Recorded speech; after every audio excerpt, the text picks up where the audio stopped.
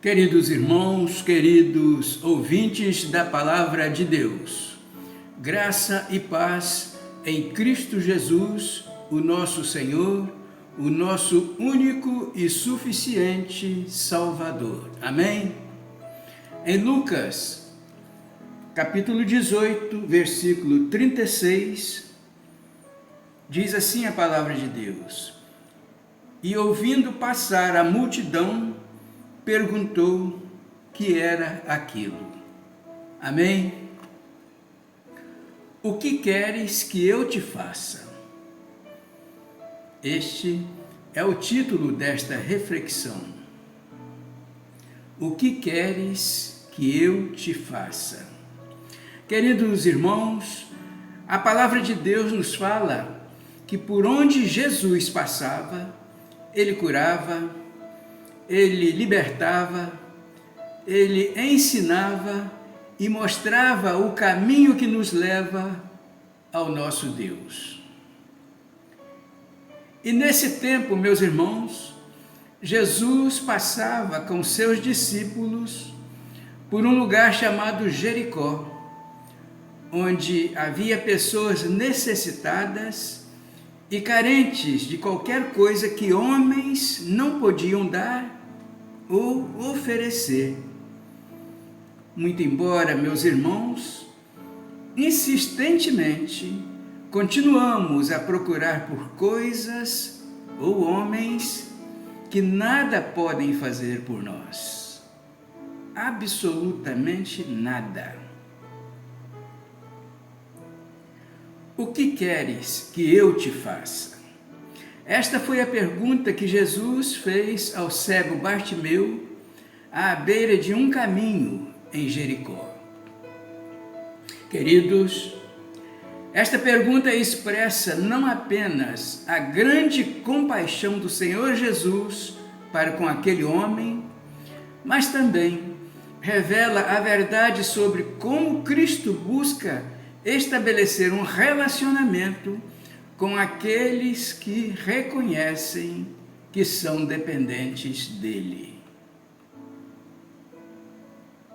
Estava claro, meus irmãos, que aquele homem dependia de Cristo. Contudo, meus irmãos, essa pergunta do Senhor Jesus frequentemente é utilizada por muitas pessoas de uma forma estranha às Escrituras.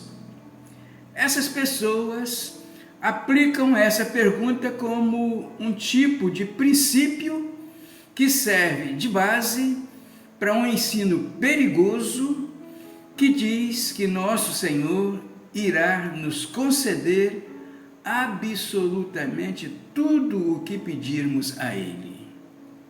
Isso é um tremendo engano, meus irmãos. A ideia é que a pergunta, o que queres que eu te faça, supostamente abre a possibilidade de recebermos qualquer coisa que desejarmos.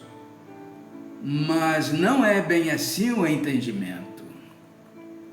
O próprio contexto da cura do cego Bartimeu mostra que esse tipo de entendimento é completamente equivocado.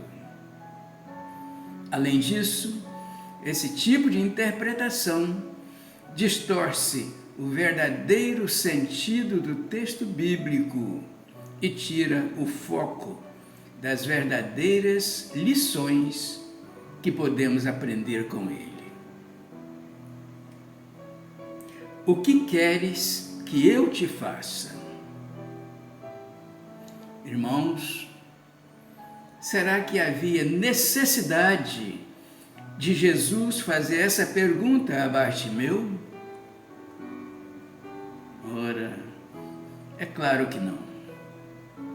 Aquele homem era um cego que mendigava à beira do caminho. Quando soube que Jesus estava por ali, começou a gritar por ele desesperadamente, rogando por sua misericórdia.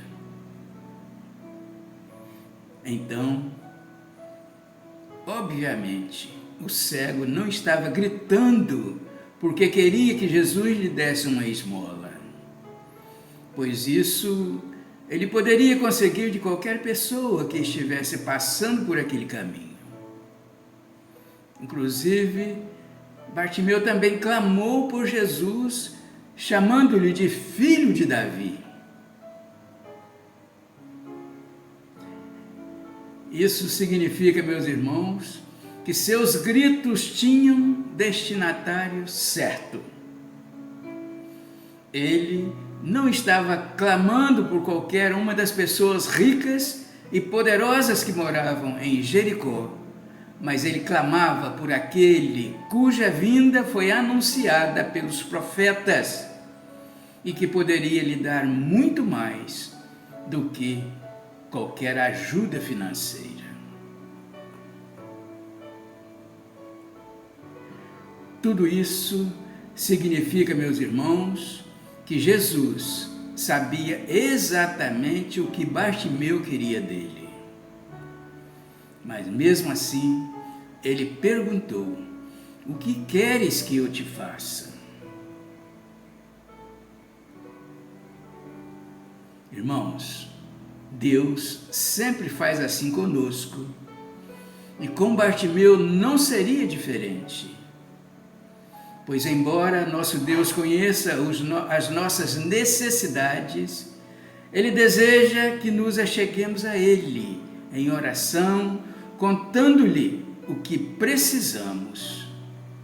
Deus quer de nós submissão e humildade.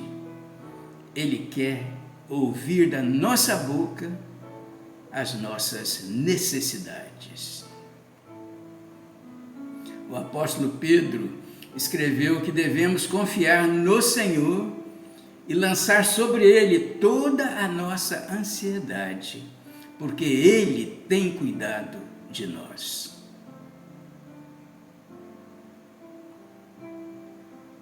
Assim, a pergunta: o que queres que eu te faça? Nos ensina que nosso Senhor não é simplesmente um fazedor de milagres, mas é um Deus que estabelece uma comunhão pessoal com seus filhos e se preocupa providencialmente com cada um deles. Mestre, eu quero ver. Diante da pergunta, o que queres que eu te faça? O cego de Jericó respondeu de forma muito clara: Mestre, eu quero ver. Aqui nós vimos, meus irmãos, que a resposta do cego foi a expressão sincera daquilo que ele mais queria em sua vida. Vale lembrar também que Bartimeu não foi o único que escutou essa mesma pergunta de Jesus, pois antes o Senhor Jesus Cristo fez essa pergunta a 2 de seus discípulos, Tiago e João. Mas a resposta deles foi completamente diferente da resposta do homem cego. Na verdade, foi uma resposta muito mais parecida com o comportamento de muitos crentes da atualidade. Eles pediram audaciosamente para desfrutarem de uma posição exaltada no reino de Deus, como se tivessem o direito de reivindicar isso.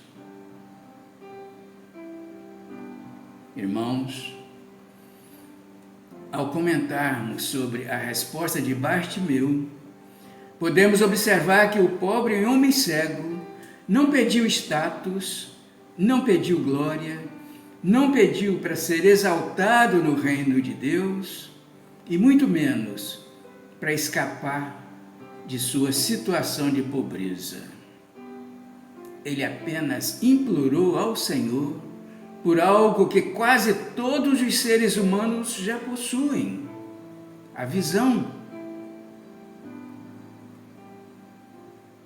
Também ao se dirigir a Jesus, Bartimeu colocou de uma forma muito nítida a realidade de sua dignidade e sua total submissão a Ele.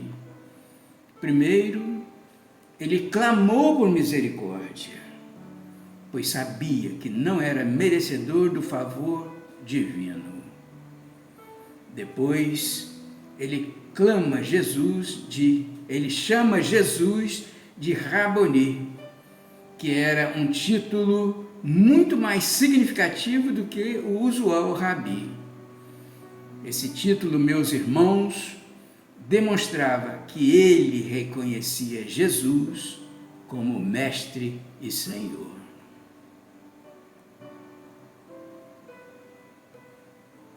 Infelizmente, hoje, grande parte dos crentes está muito distante da sensibilidade de Bartimeu. Eles pensam que podem reivindicar, declarar e determinar as bênçãos divinas sobre suas vidas. Presunçosamente, eles tratam Deus como se fosse um mordomo e não como Mestre e Senhor.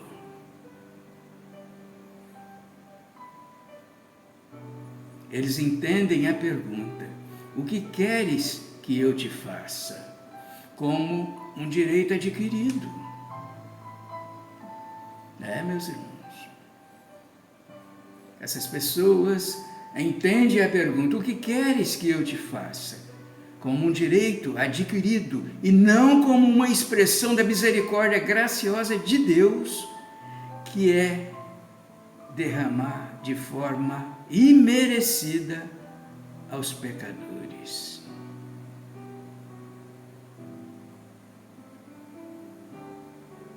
É assim que essas pessoas entendem, como se eles tivessem o direito de receber tudo que pedisse a Jesus.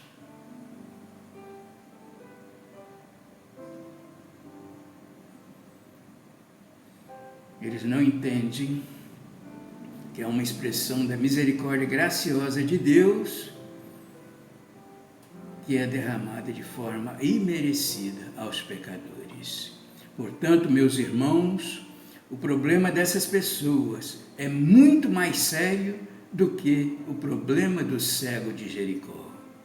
Elas enxergam fisicamente, mas são cegas espiritualmente. Pensemos nisso, queridos. O problema dessas pessoas, o problema desses crentes é muito mais sério do que o problema do cego de Jericó. Porque esses crentes, meus irmãos, enxergam fisicamente, mas são cegos espiritualmente. E que Deus assim nos abençoe. Amém?